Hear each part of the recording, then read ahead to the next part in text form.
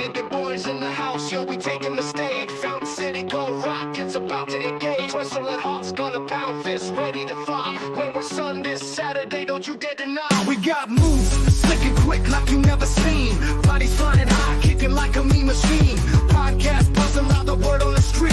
When we're suns, the heat can't get us off our feet. We get ready to roll, get ready to roll. Fountain City wrestling gonna take control. When we're sun is coming, lighten up the night. Watch us rise to glory in the stadium lights. What's poppin', y'all? It is your boy. It is Guard-E3. And this week, we have something very special lined up for you guys.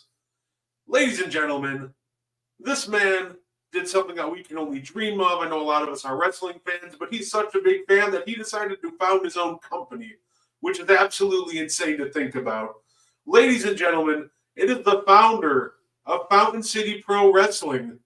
Has an event this Saturday, Wayward Son. We'll be talking all about that. But, ladies and gentlemen, Chase Riley. How you doing, sir? I am fantastic, Guardy. It is nice to be on screen with you again, my friend. Because it was it's been a while, right? We would do the Sunday morning drive, and then we also did one of the other shows with Wire to Wire Network, and our time at what was the first one? I forgot the first one already. I know we did what's the name of that original wrestling show that we did? Because I know we did some work on Sports Empire before too with Sports Empire. That's what it was called. It's called Sports Empire Network. I forgot the name of the network. Oh, gotcha. I was trying to think of the name of the actual show. But yeah, so yeah, it's been a while. I used to do some podcast with Chase, but then he became a busy man. And, you know, that's kind of where I want to start with you, like kind of right at the beginning. So when did you decide that you wanted to start a wrestling company? So that's a really good question. So as you may have known, I did a podcast with my friend, my best friend, Josh Elliott, and it was called the I-70 Hot Tag.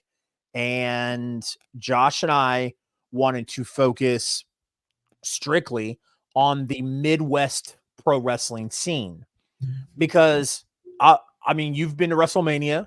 I've been to WrestleMania. I've been an independent wrestling fan for a long, long time. And one thing I will tell you is that a lot of the areas that get so much love is the East Coast, right? Especially like the Northeast. Like all your major like independent wrestling signings come from the Northeast. And that's where all the big name promotion or the big name independent promotions go through. You know, some of the names that have gotten signed recently, or at least in the past year, Action Andretti, who wrestles out of like East Coast Pennsylvania and stuff like that, and all those guys. So to me, I always felt like, man, I've made the trips. I've jumped in the cars and ridden 4-6 hours to go see shows in the Midwest. And I believe that our talent in the Midwest was just as good as the guys who were getting national spotlights on the East Coast and getting contracts. So we wanted to highlight that. We wanted to show people like, hey, like, you know, those guys over in the East Coast, those guys are really, really good. But man, so are these guys here in the Midwest. You know, we're not just flyover states, right? These guys are good.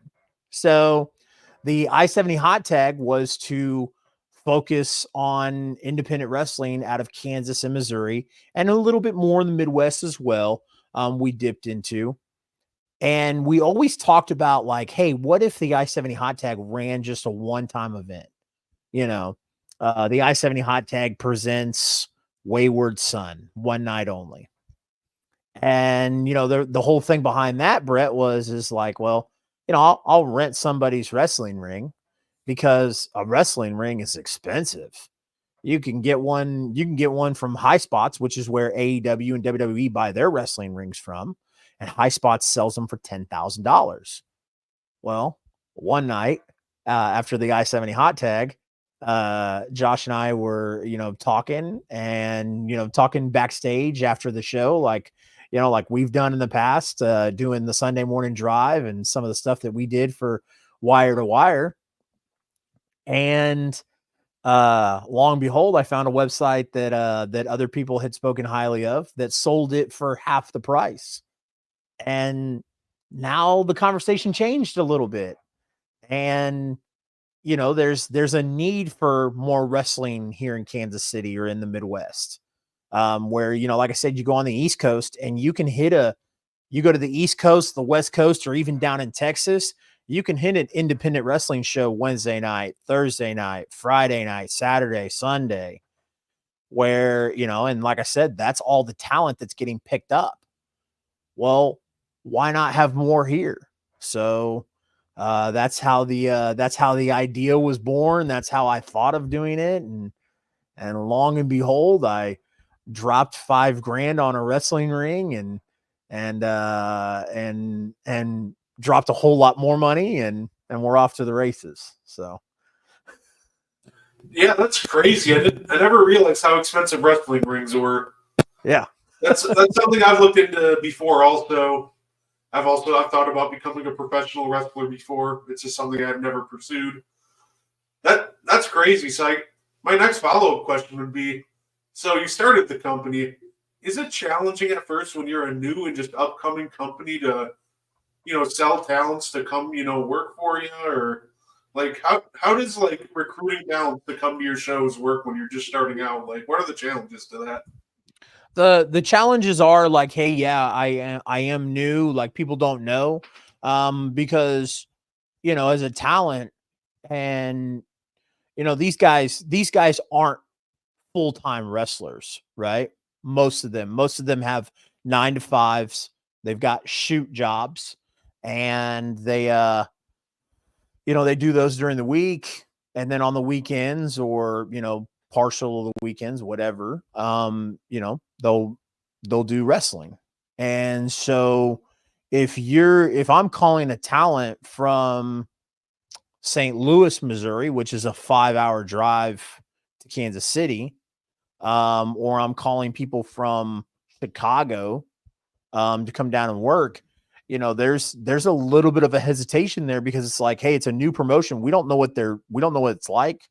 We don't know who this person is. Is this guy a schmuck? Is this guy going to pay us at the end of the night? Like, did I just drive all the way to Kansas City for this guy to stiff me? Did I wrestle a 20 minute match in front of 50 people for the guy not to pay me at the end of the night? That's where the old saying, the hot dog and a handshake, comes from. Because, sometimes promoters would tell talent like, hey, the house was light. Sorry. So, so yeah, there's a lot of challenges there because you're asking people, hey, like, trust me. I know we're new, but trust me, come do this. And, I promise you we'll take care of you. And you're going to have a hot crowd and you're going to put on a great show and it's going to be a win-win for everybody. So. No, I got you. I've always wondered that. Yeah, absolutely. Then, they get there, and I guess my follow-up question to that would almost be, because everybody makes it so easy, like, it's so easy to book the shows. Just have this guy beat the other guy. How hard or easy, like, how hard is it really to be a booker? Like, managing egos, who's going to win, who's going to lose, like, because, you listen to people on the internet and they make it seem, oh, it's easy. Just tell this guy he's going to lose to that guy and it's all good. Yeah. I mean, it is dealing with different egos, but you also, like, hey, if you're not used to being in situations like that, then it's probably not for you. If I wasn't used to talking to people, like I've done every single day of my life, and I do it in my professional life. If I didn't do that, yeah, maybe it might be best for me to just write the bookings down and have somebody else do the talking. And also, I'll tell you, one of the biggest things was having the I-70 hot tag, and interviewing some of these guys and building rapport and building relationships with these guys. So I know, like, hey, who this person is and who that person is. Does this person have a history of trying to call their own shot? Is this person the nicest to get along with? Things like that. And you have, like I said, with the putting the show together and booking the talent, you have to have a level of trust with them just as much as they have a level of trust with you. Like, I don't Venmo anybody their money before they come. Like, they come to the show, they wrestle, and they get an envelope at the end of the night. So they are trusting me to have their money at the end of the night just as much as I'm trusting them to show up and do what I've asked them to do, which is put somebody over or tear the house down, whatever the case may be. Yeah, that's fair. And I got a fun little question for you. They talk about, we've seen it in, like, for example, AEW, where they'll talk about the 4 pillars and the young up and comers. Who are some of the first, like, pillars that you reached out to Fountain City Pro? Like, who are the first couple guys that you reached out and really made this thing happen with? Yeah, so that's a great question. And this is a great opportunity to let people know that watch our Wire to Wire network. Speaking of Wire to Wire, Mr. Wire to Wire himself, Gene Walzak. I miss you like crazy, brother. I miss talking football with you guys and all that good stuff. But the thing I would say about that is, I apologize. Gene's comment like completely blew me off track. You're all good. Repeat your question, Brett. Yeah, so like I said, we see. Pillars. Yeah, pillars. Who are the pillars of Mountain City? So number one, I would say Gary J. Gary J. If you live in that Midwest area, the Ohio, Illinois, Missouri, you are interested in independent wrestling, you might more than likely know who Gary J is. And if you don't know who Gary J is, I would recommend that you go look up Gary J, because I just spent some time talking with somebody about Gary J and talking about, we know what wrestling is, right? It's a show, the pageantry. It's, we don't use the F word, but it's predetermined. It's, all that stuff. Gary J does a fantastic job of making people suspend belief that it is scripted, that it is a show.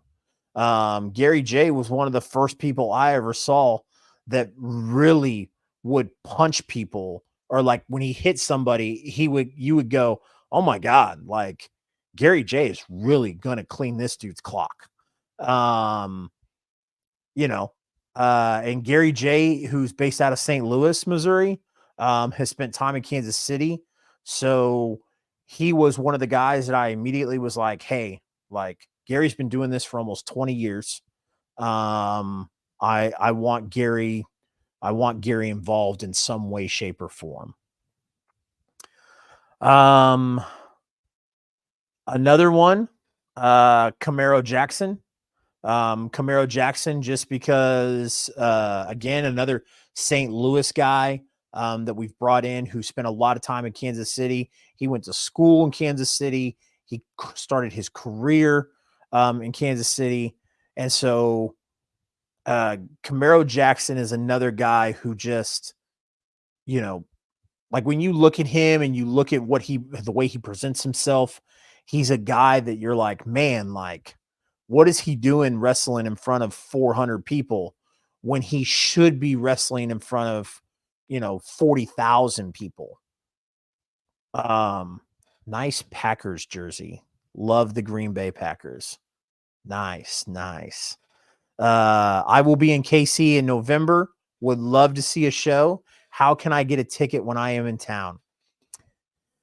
Christopher, I would say go to FountainCityPro.com. I don't know if we'll be running a show in November, but definitely go to FountainCityPro.com and check that out. So, gosh, man, I have to think of two more pillars, if you will.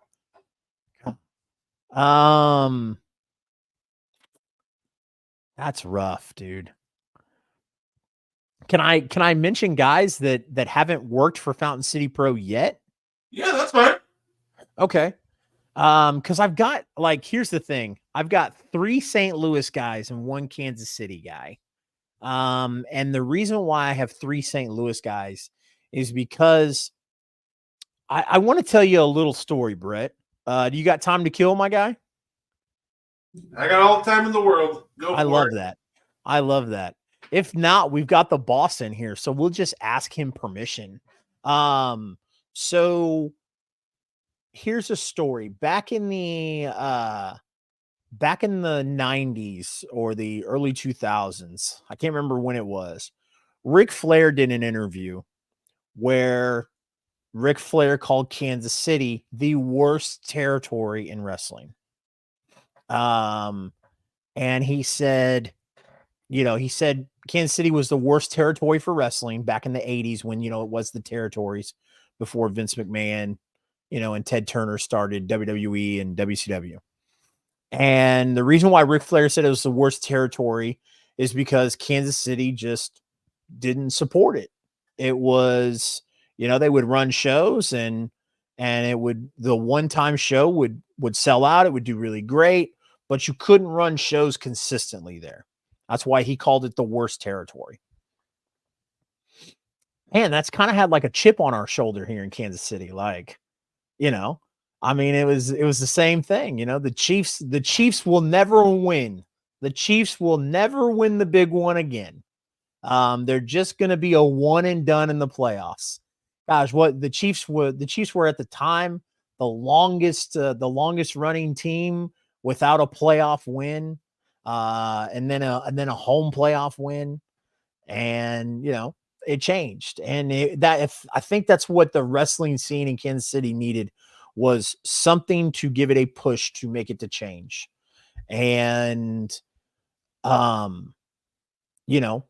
think we've proved it. I think I think there's a consistent amount of people coming out supporting the shows. Our numbers are growing per show, which is good, what we want. Because as we grow, more people are going to be like, hey, like Fountain City Pro is here to stay. And I don't want just Fountain City Pro to, this is, yes, it's a business, Brett, but this business is different. Like, I want other promotions to start up in Kansas City and to be good and to sell tickets, because the more wrestling in Kansas City, the better. The better it's not just for us, like on the independent level, the better it is for the big guys that come to town. Because when AEW first came to Kansas City, they were booking in a venue that only held like less than 6,000 people. It was a minor league hockey team venue. And now AEW is about to book the T-Mobile Center, which holds 25,000 people. So that's awesome. As you see some more stuff like that, hopefully the time comes where, we can consider Kansas City a wrestling town and not St. Louis. So I said that to say my third pillar, he has not worked for Kansas City yet, or for Fountain City yet. He is actually going to work for us at the upcoming show on Friday. He is the Warhorse. People may know Warhorse from, if you're an independent wrestling fan. He was 2019's Independent Wrestler of the Year. Had a little bit of a change. He wore bright red and yellow and was this outrageous character and got a lot of media attention. He wrestled Cody Rhodes on Dynamite for the TNT Championship. So he's had a character change, but sometimes you have to do that. Some guys like Mark Calloway, The Undertaker, played the same character for 30 years. And whereas, guys like Jake Parnell, the Warhorse, has to change it up a little bit. And just as Michael Davidson said, he's a nihilist. And yeah, it must be exhausting, but you got to change it up a little bit. So and the reason why I chose somebody like Jake Parnell, Warhorse, is because Jake Parnell has hit that top spot. Coming out of independent wrestling in Missouri, in Missouri, in the Midwest area. He's hit that top tier mountain where it's like, okay, like he's been up there and now he's recreating himself and climbing the ranks again. My last one has not worked for Fountain City. But I can't talk about a pillar in Kansas City wrestling without talking about the Monarch Jeremy Wyatt. The Monarch Jeremy Wyatt has been wrestling for 25, 30 years. He is a staple in Kansas City wrestling. I'm sure you'll see him in Fountain City Pro someday. But for right now, we could just tell him, hey, he's a pillar. So. Yeah, that's fair enough. I actually remember seeing the Warhorse in AEW. That's one. I remember watching AEW pretty religiously when it first started. Absolutely loved it, and I remember catching him on there. That's awesome. Yeah. I definitely can't wait to see him on the show this Saturday whenever it comes onto YouTube. I'm always looking forward to those watch-alongs that you do, and by the way, whoever does, I just want to show off these posters real quick. Whoever your production team needs a raise because these are really cool, especially the poster, which I couldn't fit the entire thing on the collage, but the entire thing is just so cool. Yeah. So our graphics guy is one guy, and it's me. I got you. Yeah. So I've got a production team that does the filming and the editing. But as far as our graphics on our website, on our Facebook or social media, I do all that. I don't want to say good graphic designers because I don't consider myself a good graphic designer. I've played with Photoshop since I was 14, just playing around with it. And there's guys that have gone to school for it, do it in a professional setting, and just as they should, because I would never ever do anything for free. Those guys want paid really good money, and little secret, Brett. There's not a lot of money in owning an independent wrestling promotion. So, if I had a budget, if I had a monthly budget of $2,000 to disperse to people and pay somebody, $500 to do our graphics, I would gladly do it because it would take it off my plate. But for right now, it'll do. Yeah, fair enough. So we talked about the pillars. Now my question is there anybody you're eyeing up on the independent scene that you're hoping that, man, hope I can get this guy to come work for our show?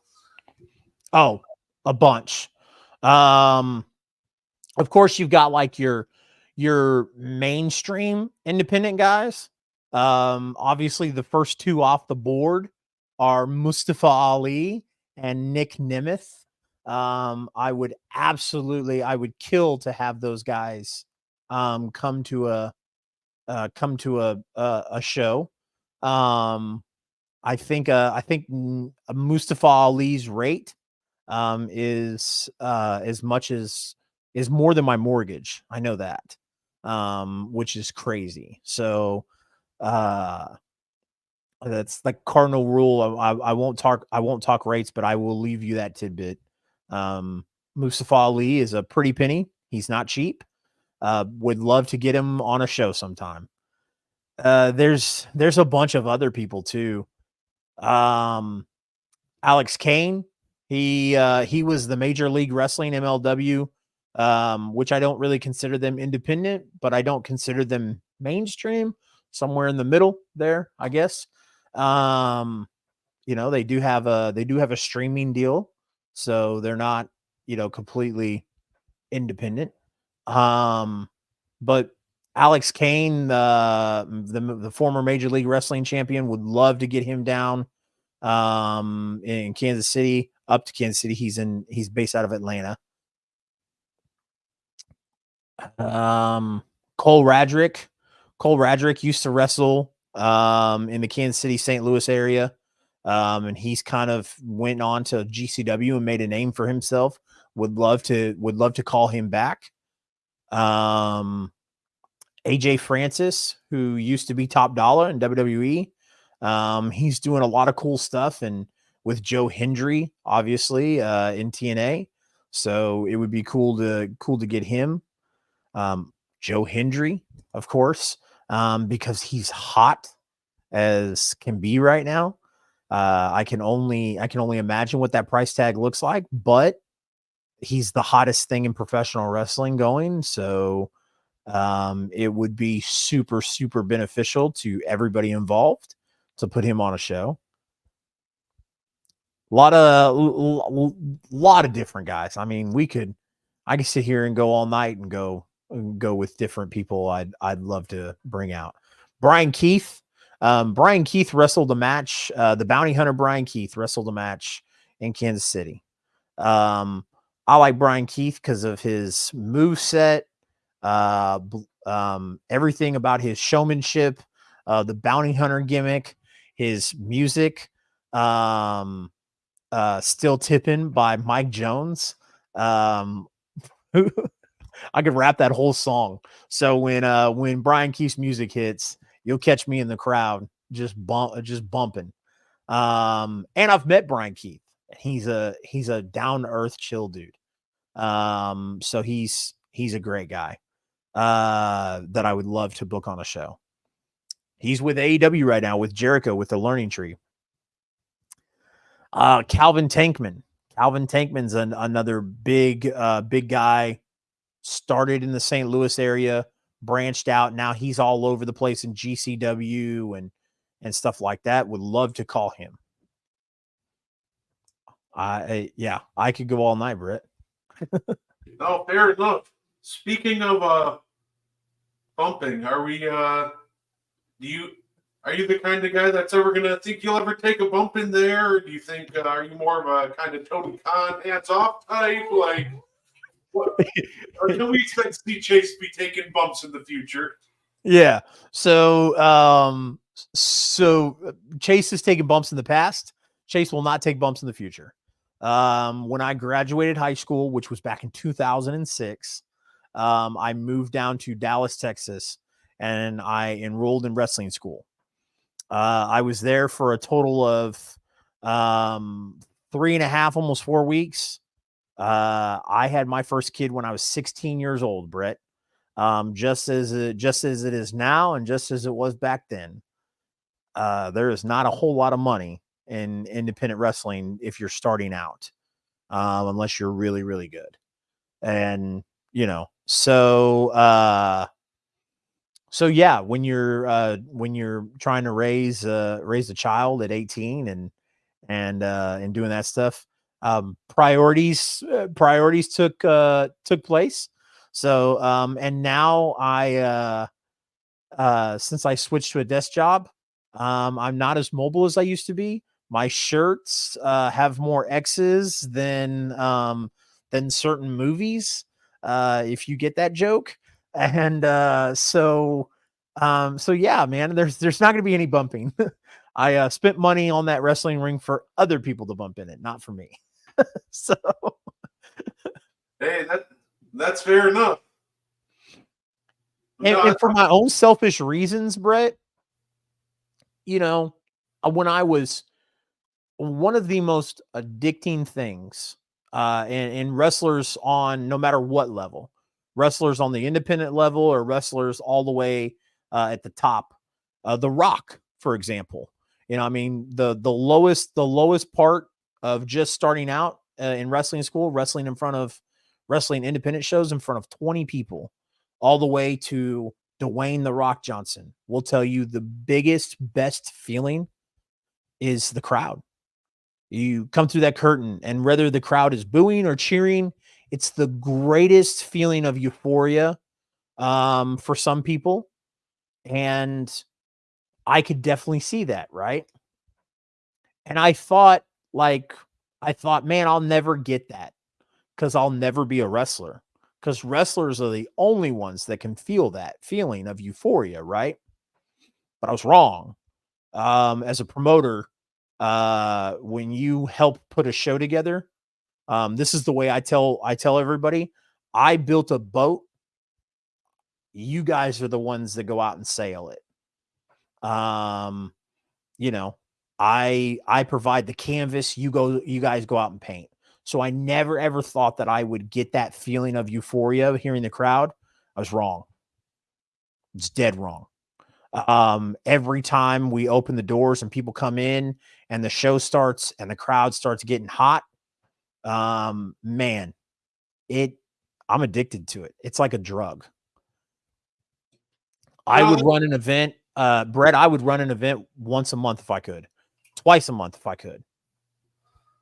Yeah, no, that's honestly, that sounds about right, because honestly that was almost like the big reason why I wanted to become a professional wrestler. I was like, man, just going out through that curtain and hearing the crowd either going crazy or preferably booing. I always thought it'd be more fun to be the bad guy, not gonna lie. Oh, absolutely. Just getting that reaction, that really sounds like a great time. So I'll say 29th birthday next month, so might be a little too late for me, but I can figure something out. Yeah, I mean, hey, you know what? I'll say this: it's never too late for anybody. I mean, you look at some of the guys. The prime example is DDP. I think DDP didn't start wrestling until he was almost in his 30s. And and even like on the independent scene, especially, everybody loves the underdog story. You get a podcast guy who gets into shape and starts learning the ropes and taking some bumps. Why not do a one-time thing? Because here's what being a promoter has taught me is there's no little rule of it. If you took the bumps and you trained, hey man, cool. And what matters at the end of the night is did you contribute to the people that came to the show and had a good time? Because if you didn't, okay, cool. And if the people didn't have a good time, well then there's a bigger underlining issue there. But hey, like if you got into ring shape, Brett, and you had a one-off match, if the crowd was invested in it and you told a story and people were happy and they paid money, who cares if it was a classic catch can wrestling match, if it was a technician showcase, Brett, when you're hardcore wrestling fans like you and I, like that used to be the thing, right? Like, oh, real wrestling. Hey man, as long as people made money and as long as the people who bought tickets went home happy, who cares? That's fair. That's fair. I can already tell you. I've always been more drawn to the story of wrestling, so I think I'd always kind of try to do a more character based off the story and just trying to tell a story in the ring, kind of in the same vein you see off like a lot of, almost like from that Triple H versus Undertaker Hell in a Cell match, how they told that great story inside the ring, for example. I always wanted to be a wrestler that aimed to do that. Tell a story in the ring.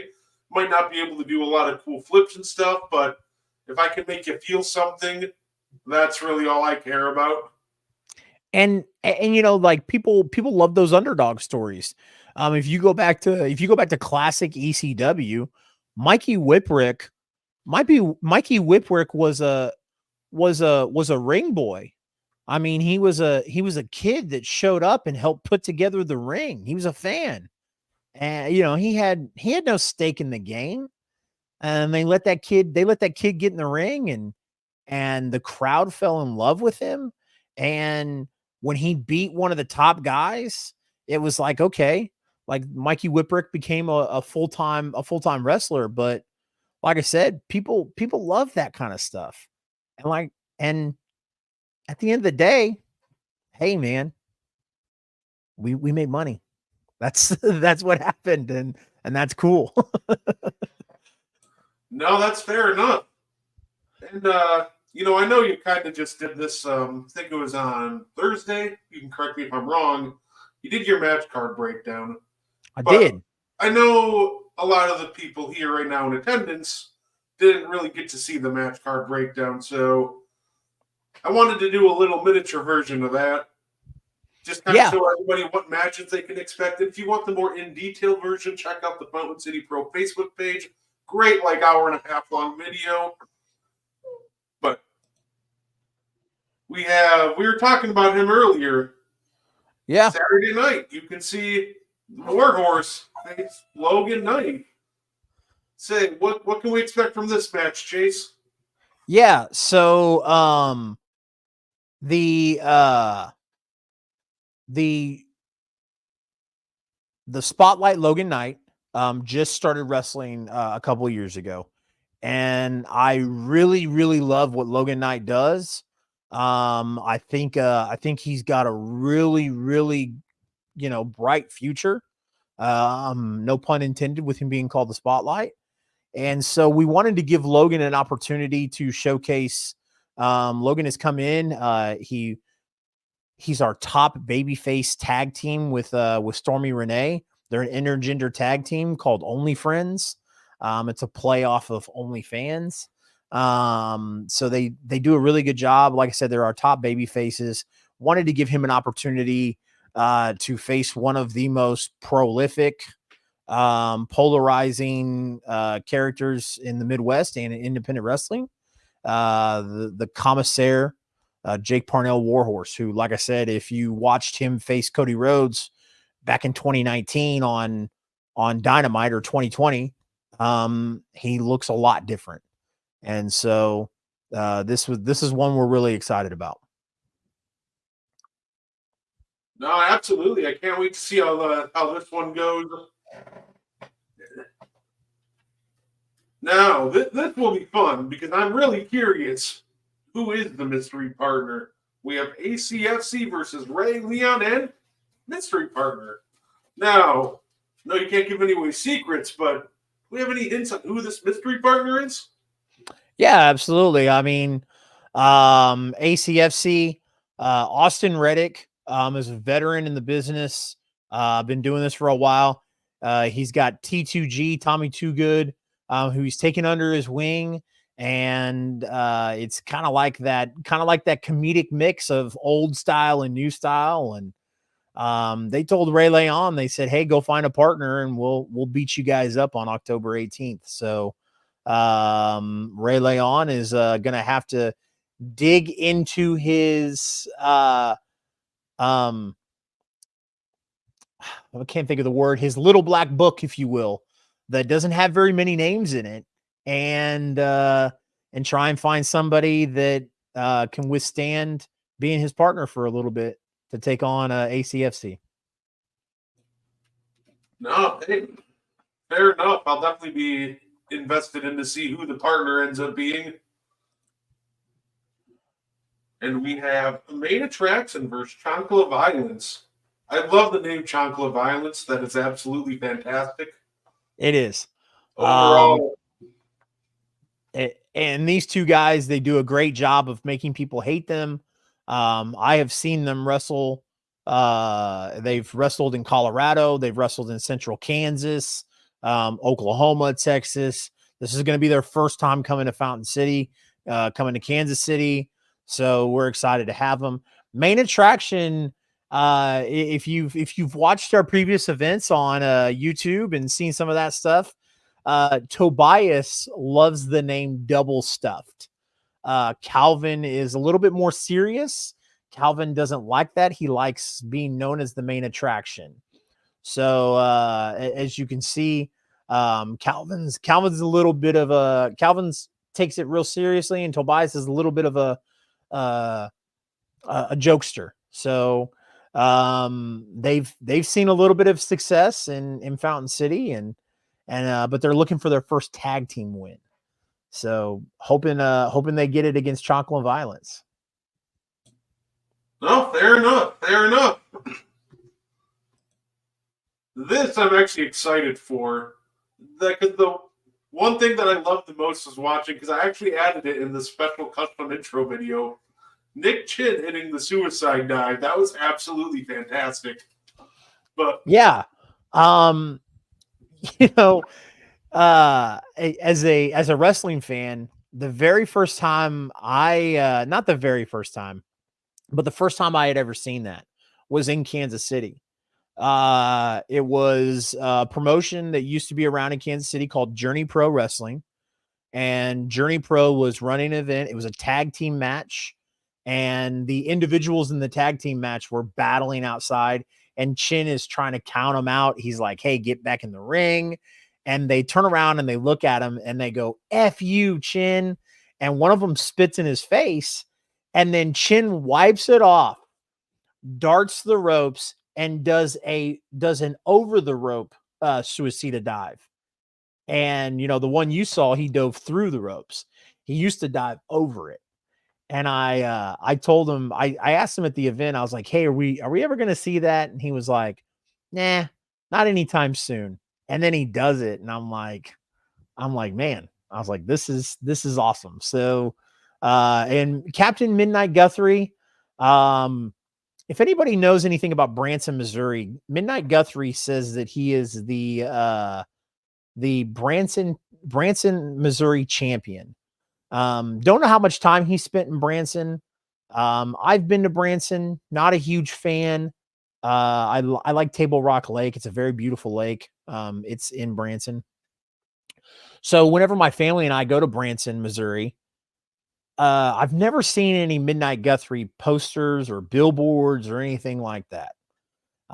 So I don't know exactly what his claim to being the champion of Branson, Missouri is, but Midnight Guthrie is one of those rare gemstones we've talked about in the Midwest, where he's all over the place. He's a manager, he's done ring announcing, and he's contributed a lot to the business over the years. And him and Nick Chin get an opportunity to do something really cool here. So, hey, you better be careful what you do on Midnight Guthrie. You might be his next target after you trash talk him in Branson. yeah. I'll say this should be a fun one. We got SK Bishop versus Stormy Renee. You talked about him, one half of Only Friends. This one should be a really good match. Yeah. So we actually just released this. I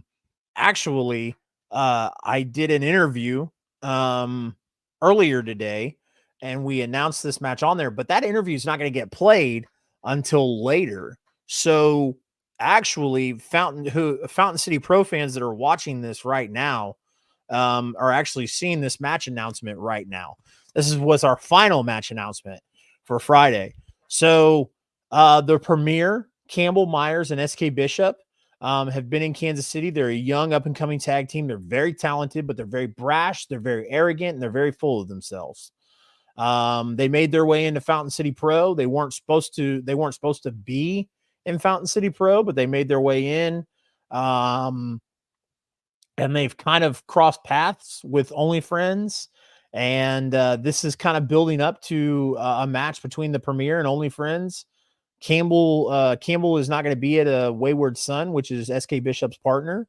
And as we saw, Logan Knight is actually taking on Jake Parnell. So this is an opportunity for Stormy Renee to get a one-on-one match with SK Bishop before eventually we go to the premiere versus Only Friends. No, fair enough. I watched Only Friends, a couple times on your shows, and I like them. I really like them. And of course, we have Anakin Murphy versus Gary J. No holds barred. What level of points would we be expecting on this one? Yeah, man, this is one I'm really, really excited about. I'm really happy with this one. Gary J and Anakin Murphy both are from St. Louis. I traveled to St. Louis last year, and mind you, I knew I was going to start Fountain City Pro around May of last year. That's when I bought my ring. That's when I formed the LLC, all that stuff. And I think it was in July, I watched a match between Gary J and Anakin Murphy. And afterwards, Anakin Murphy won me over with this. I've always been, like a semi-fan of Anakin Murphy's. But he really won me over with this promo that he cut against Gary. And it was so raw and it was so real. You could just feel it. Because Anakin started up in this business with Gary. And I was just telling somebody earlier, like, if you watch Gary J and his wrestling style and what I've talked about, what I talked about earlier, when Gary J is fighting and he's hitting people, like, you really believe that Gary J is in there in a fight. He suspends your belief that this is a professional wrestling show, that this is scripted, this is predetermined. When you're watching him wrestle, you really believe like he is fighting for his life and he is trying to hurt or kill the other person that he's in the ring with. And Gary J was doing strong style before I even knew what strong style was. And so you take somebody like Anakin Murphy, who Gary has taken under his wing since Anakin started in the business, and they're mirror images of each other. And I wanted to do something cool this year, like a best of 3 series. So we did the one match at Bombs Over Ball, where it was a triple threat match with them, with these two and Jay Fowler. So that was kind of like the first interaction. Anakin, they both lost. Anakin tried to shake Gary J's hand and Gary J left. And then we did a one-on-one match between the two of them last month at And Justice for All. And after the match, Gary tried to shake Anakin's hand and Anakin said no and super kicked him. And so this one, no holds barred, anything goes. It's going to get really violent, and it's, like I said, you've got two guys that have mirror styles that are going to hit each other like they're really trying to kill each other here. So I'm super excited for it. Like I said, the build up, the story that they've told, the promos between the two, it's done a fantastic job. And one of the big things in independent wrestling, Brett, is it's the same as like the being in the podcast game, right? You want to put out as much content as you can to get out there and get people to see and get your face out in front of people. And I want to do that with these two. And even after this match, I'll probably put together something that's told the entire story for the year, all their promos, their matches, their encounters. So, people can really kind of see like what we did telling the story between these two. That'd be awesome. I always love like really long like recap videos with like promoting, showing the entire rivalry start to finish. Yeah. So that'd be something I absolutely love. Yeah. We are crowning the first ever Fountain City Pro champion with Jake Jackson. How excited are you for this one? I'm really excited. I'm excited for several different reasons, Brett. It took a lot to get here. You know, kind of pulling back the curtain a little bit, peeling the kayfabe, if you will. There was a lot of changes. But this is what I feel like there was a lot of changes and there was a lot of hurdles and obstacles to get us to this moment, because I feel like this is this is what it was supposed to be the entire time. And I can't be more happy with it. This was the main event at our first show, Light It Up. So to come full circle and for it to end off the year with these two who went through a tournament to come out at the end, and these two to fight for that title, which is weird because I've had this thing in my possession since I had it made and I had it ordered, and it's going to be weird to give this away to somebody. So I'll give you a little bit of an exclusive. I don't even think some Fountain City Pro fans have seen this thing up close. So it has our logo right here in the center. But I'm really, really happy with these. I'm really happy with the side plates. You have the Kansas City Fountain logo, and then the state of Missouri with the Monarchs Kansas City logo. And then again on this side, you have the Kansas City Fountains logo, and then the state of Kansas with the Monarchs logo and the wheat leaves. So I feel like I feel like this says Kansas City, which is what I wanted it to do. So I gotta ask, how long did it take for you to design that? So I'm so glad you asked that. For as much as I would love to say that I designed it, I had a friend. His name is Brandon Stinson. Design it, and we sent it to a guy who goes by Muhammad Ali on Facebook, who lives in Pakistan and has a machine that makes these belts. So Muhammad did a fantastic job on the belt, and Brandon, all the credit goes to Brandon for designing the belt. So but I would give Brandon, like, hey, this is what I want on the belt. This is my vision. This is what I see the belt as. And Brandon did everything perfect. So